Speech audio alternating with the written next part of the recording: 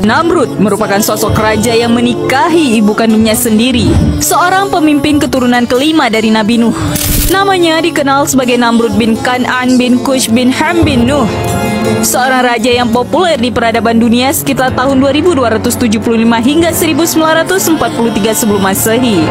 Negara bekas pemerintahannya kini disebut Irak, sebuah peradaban Mesopotamia kuno yang banyak disebut dalam kitab suci. Ayah Namrud adalah Kush, yaitu cucu Nabi Nuh alaihissalam, sedangkan ibunya adalah Semiramis. Ibunya pada usia remaja telah menikah dengan ayahnya. Konon sehari setelah berhubungan intim dengan Semiramis, ayahnya meninggal dunia. Oleh karena itu saat Namrud lahir, ia tidak mempunyai ayah. Ibunya adalah seorang wanita yang cantik dan bijaksana. Setelah ia lahir, konon dia tidak pernah disentuh oleh manusia dan Namrud dianggap sebagai anak yang suci. Ini telah menambah keyakinan Namrud bahwa ia adalah anak Tuhan.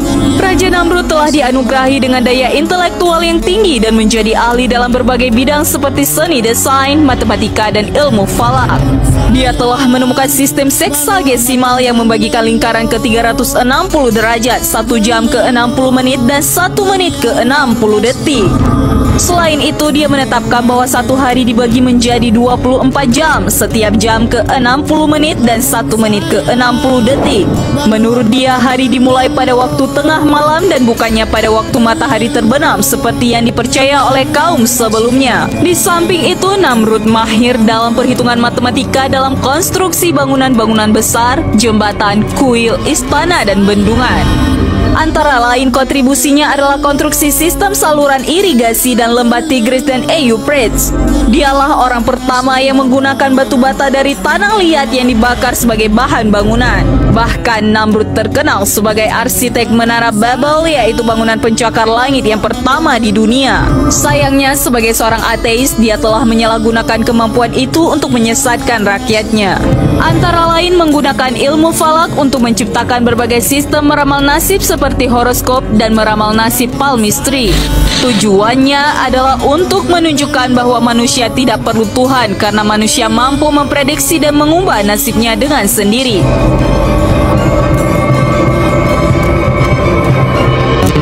Selain itu, ia membangun banyak bangunan dan berhala yang megah dan indah agar manusia kagum dengan kehebatan ciptaannya sendiri. Menara Babel yang berarti pintu gerbang yang sempurna merupakan kuil di mana pendeta-pendeta memuji Namrud.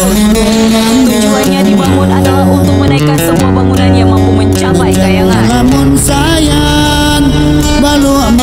Buku sejarah para rasul dan raja pada abad ke-9 oleh ahli sejarah Islam terkenal Al-Tabari, menara tersebut telah dihancurkan oleh Allah Subhanahu wa Ta'ala.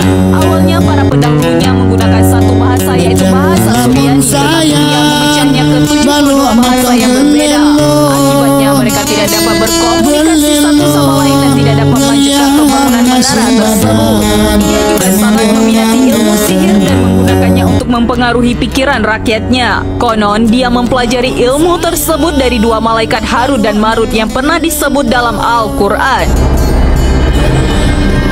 Selain itu, Namrud telah memulai suatu era yang baru di mana manusia memandang rendah pada Tuhan. Rakyatnya tidak dianjurkan untuk melakukan kebaikan demi Tuhan karena baginya Tuhan yang gaib adalah lemah.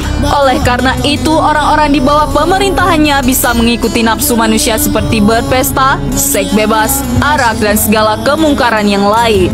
Karena itulah Namrud diberi gelar Bakus atau dewa anggur karena ia mabuk dengan keduniaannya.